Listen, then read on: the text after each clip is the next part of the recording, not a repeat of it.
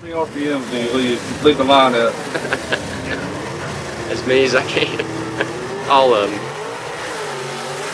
If I buy the tack, I'm going to use the whole tack.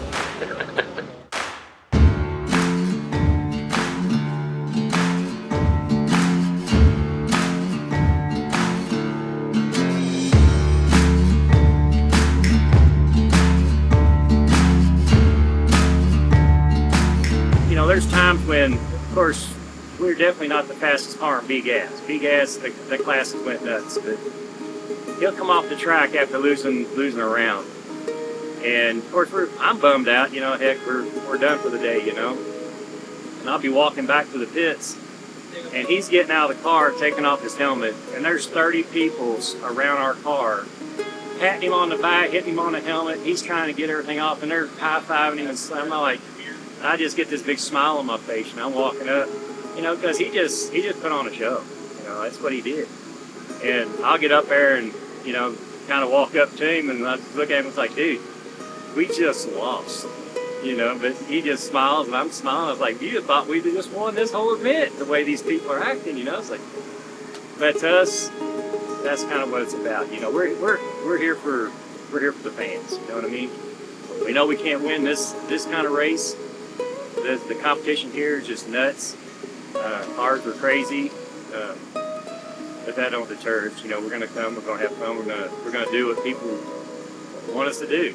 If we don't do a wheelie, people come down the pit, say, hey man, I was ready. You know, they kind of upset. I was like, man, we're trying to make a pass. You know, we actually want to qualify good. You know, we're trying to actually race. You know, but they don't want us to. They want us to just beat that thing in the head and flip it over backwards. So we'll do our thing. You know, that's what we're here for.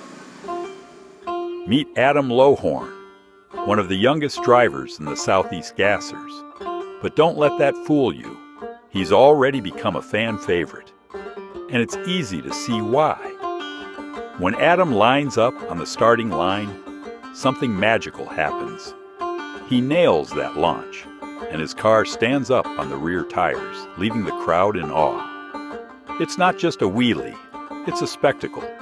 The fans can see the entire underside of his car, a move that always gets them on their feet, cheering him on.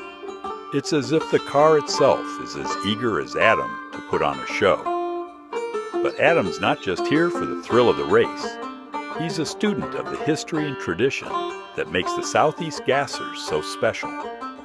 After every burnout, when the smoke clears, you'll see something that's a tribute to the past. Adam does something unique. A dry hop with the door wide open, one hand gripping the handle, just like the great Hubert Platt used to do. It's a tribute to a legend, and it's Adam's way of honoring the history that made the Southeast Gassers what it is today. Well, I guess it would go back to whenever I was growing up. We went go-kart racing quite a bit. My dad had a 72 El Camino black SS car, and me and my brother, he'd take me and my brother go-kart racing, and he'd haul the go-kart trailer with all the go-karts and all our stuff on it behind that El Camino, and we'd go into the go-kart track, and I just, that kind of stuff always gave me the bug for hot rods and wanting to go fast and whatnot.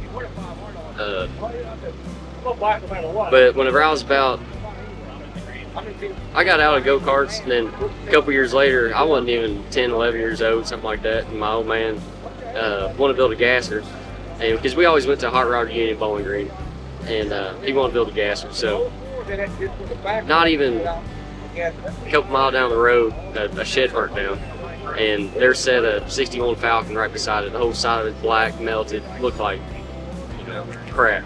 And so he said he was going to drag it home and work on it. We're going to build a gasser. So that's what we did. And when I was about 11, 12 years old, I was helping Dad build this car, which, he did all the work. I wasn't old enough to do much, but I was there with him doing the work. And I just learned to love the car because I got to be hands-on with it for years. And whenever he got it done, which it wasn't, it wasn't red, and didn't have this motor. It was set up as a gasser. It was primered, had red metal flake rooftop, cage, and had the small block tunnel ram, 4-speed. had all the cool stuff. It was just a street car, and we drove it. We drive it to shows, and we started racing it a little bit. And when I was 15, I didn't even have my license yet, and I didn't even know how to drive a dang 4-speed. And he's over here. We're at the track. He's like, "Hey, I'm gonna sign you up. You're gonna make a pass in the car today." And I'm like, just kind of, just didn't know what to say, and I was just nervous as crap. I didn't know what to do. Well, anyways, I go up there, make a pass in the car. Never drove a dang 4-speed car before. I'm kind of putting around the pits, but they're just like nervous as can be. He always puts me on the spot and shit like that. And I pull around. He's riding with me. I pull around, and I do a burnout, which, you know, I've never really done one. So I'm 15 years. I don't even have my license. I'm 15, and I held the line lock button as I rode through, and I killed it. So then I'm getting even more nervous because everybody's staring at me. I just killed the car in the burnout box, and fire it back up, pull up, go to, you know, Dad's coach. He's sitting in the passenger seat. He's coaching me through there. So I pull up to beams. I stop, I take off, and it just, you know, takes off real slow and drags it out. And I'm like, oh my God, I took off in third gear. And it just like, now I'm just pissed because he embarrassed me in front of everybody and made me do all this. So as I come back around, I told him to get his ass out the car, and then I went back around. I had to redeem myself. So I did a burnout. I'm like, okay, I'm good. I didn't hold the line lock button. And I pulled up, I'm making sure it wasn't in third, making sure it was in first. I took off and went through the gears a little bit. And ever since then, it's been down the hill. It's been downhill, and I drove it to high school and raced it. Just snowballed after that. But while Adam's car and driving style are impressive, his journey off the track is just as remarkable. You see, Adam's story isn't just about racing. It's about family, love, and the way the Southeast Gassers bring people together. Adam met his wife at the races. It wasn't some grand, cinematic moment. It was the kind of connection that can only happen in a place like this. Her name is Kaylee, and she's the daughter of Stephen and Holly Smith, the couple who runs the Southeast Gassers gear tent, where they sell all the official merchandise. It was there, at the races, that Adam and Kaylee's paths crossed. We actually met here in Knoxville in 2019, and his dad, Mike, just came up to me. I was working with Dad at the merchandise trailer, and Mike just came up to me and he was like, "Adam doesn't have a backup girl," and they didn't know that I was one, but I was dressed up, and Mike was like, "Do you back up?" And I was like, "Yeah," and he goes, "Oh my gosh, my son needs someone to back him up." And I was like, "Okay, that's fine." And so it's honestly kind of, I backed him up. I never even met Adam before I backed him up. I just ran out there and backed him up. And then after that, Adam kept, he came up beside me when I was out there on the track and just was talking to me. It was just, you know, just friendly conversation. I just thought this was friendly conversation. But then eventually he was like, "Can I get your number or something?" And I was like, "Yeah, sure." And we talked every day since. So. As their relationship grew, so did their bond to the sport.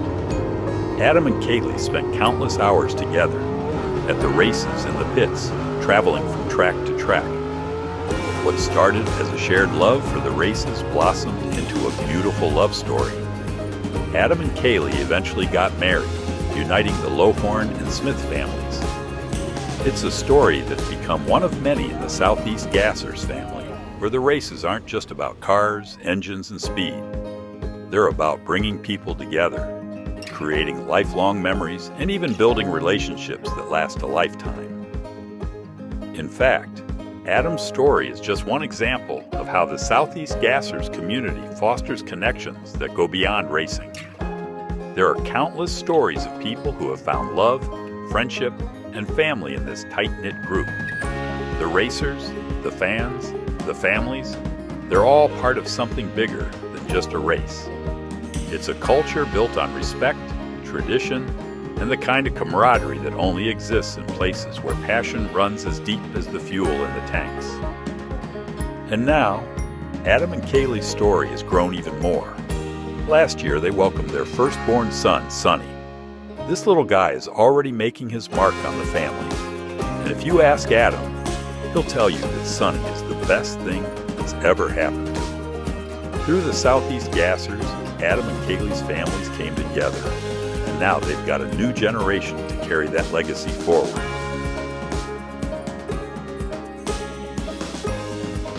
I don't know. I'm 28 now, and I feel like I still should be in high school, I guess. I don't know. This is the greatest feeling ever to have a wife like that and such a beautiful son now. And now nothing else matters. But the story doesn't end there. Just a couple of months after Sonny was born, Adam and his father, Mike, did something pretty special. They bought Sonny a car. Not just any car, but a Ford Falcon, just like the one Adam drives. And who knows? This little Falcon may very well make its debut on the Southeast Gassers track someday. It's a perfect example of how racing runs in the family, and now it looks like the Lowhorn legacy is set to continue with Sonny behind the wheel one day. So my boy, he's only about 2 months old now, but my dad, we do paint and body at the shop and work on cars and whatnot. So we did some work for one of our buddies, and it wasn't nothing too crazy, but you know, it's one of them things. It's like, hey, you want cash or you want this car sitting in my yard? And he had a '62 Falcon that he acquired. Somebody already started working on it. It's really a decent old car. Somebody put a drop axle, early Ford Econoline drop axle on it, disc brake setup. It's set up for a small block Chevy, and it had its 4-speed in it. It's like, well, heck yeah, we want that, you know. It's like, my boy's only 2 months old, but we need him a race car. But, I mean, that just gives me plenty of time to build it. You know, I got 15 years to work on it. But, no, I mean, we're going to do whatever he wants to do, you know, which we kind of do everything. I mean, I got some acres at my house, and if he wants to race go-karts, I'm going to cut a go-kart track in the backyard. If he wants to race dirt bikes, ride dirt bikes, and, you know, we're going to have a dirt bike track. And, just whatever. I'm going to try to, you know, I'm going to introduce him to kind of everything. And if he likes something, we're going to take off with it. And if he wants to do it, then that's what we're going to do. But yeah, he's definitely corrupted because he's going to be around race cars. So I'm hoping he likes race cars. I already got him one, so he's got to like. But yeah, it's been great. He's a cool little dude. I know when he gets older, it's gonna be a lot of fun. I can't. It's one day. I know he's gonna, you know, be in this car, and it's just gonna be a wild moment. For Adam Lowhorn, it's not just about launching that car off the line or making a memorable burnout.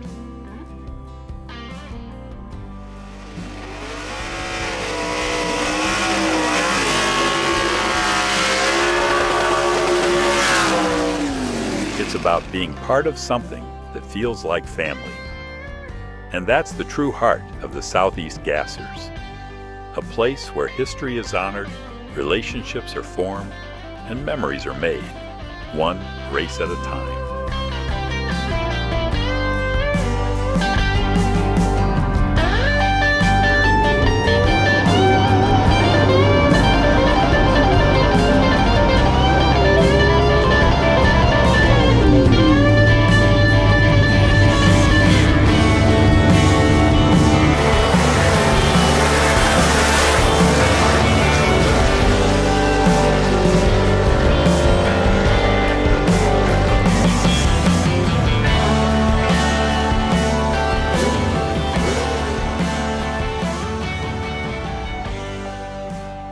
Rodslinger name, that's a pretty good story.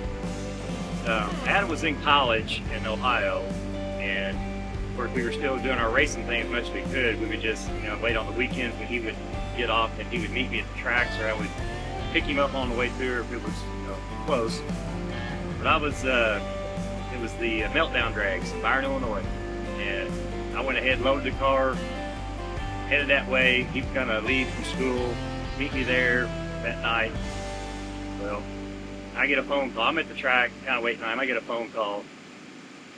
I answer the phone and say, oh, and all I hear in the background, ah! I'm like, Adam, what's that noise? Dude, that's why I'm calling you. This car's making a heck of a noise. You know, and I'm like, dude, that don't sound good. And he's in a little cobalt, you know, coming to the track.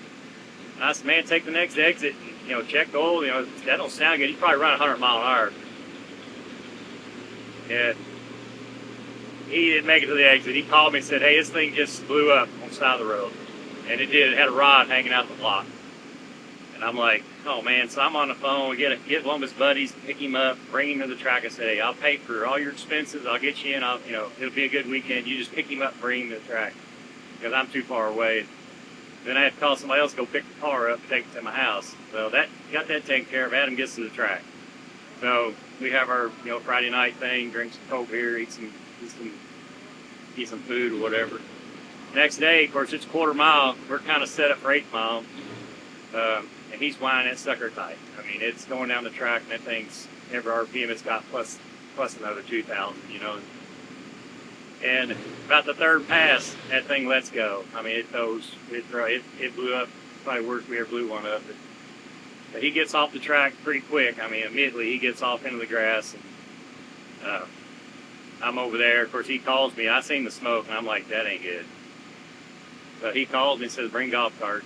I'm like, oh, heck. So go down there, and of course, we got chocolate milk going everywhere on the grass. And he's just sitting there all bummed out. I look under it, seen all the daggone rods, you know, hanging out. The oil pan looked like midget been in there with a sledgehammer.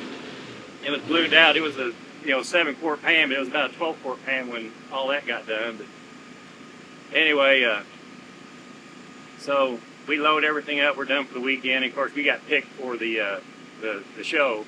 The show is where you get to show off during a Saturday night with all the crowds. So, because he likes doing them long ass burnouts and doing all that stuff. So we kind of missed the show, I guess you could call it.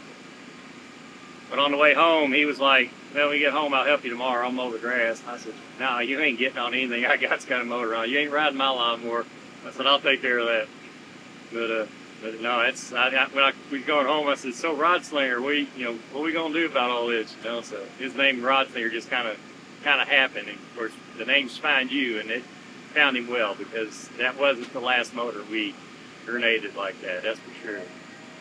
He definitely made it a habit there for a little bit. Of course, it wasn't all his fault. It's, I got to put one under him that will hold him.